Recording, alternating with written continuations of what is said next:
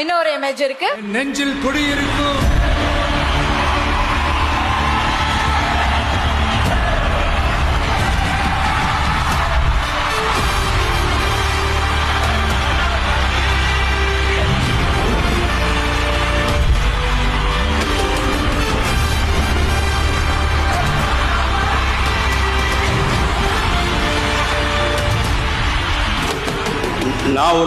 நான் ஒரு போஸ்ட்மேன் மாதிரி உங்களுடைய இந்த கரகோஷத்தை அவர்கிட்ட கொண்டு போய் சேர்க்க போறேன்.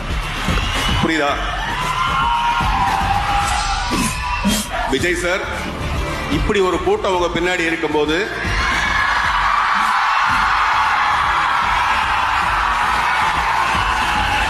கலங்காதீங்க, தைரியமா இருங்க. தொடர்ந்து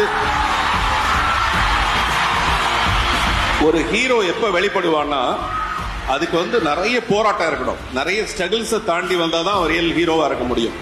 அப்படி விஜய் ஒரு ரியல் ஹீரோன்னு ப்ரூவ் பண்றதுக்கு நிறைய வாய்ப்புகள் வரும். இது எல்லாத்தையும் கலங்காம முயற்சி பண்ணி போராடிக்கிட்டே இருக்கணும். அதுதான் இந்த ஸ்ட்ரென்த் நீங்க அவருக்கு கொடுக்கறது.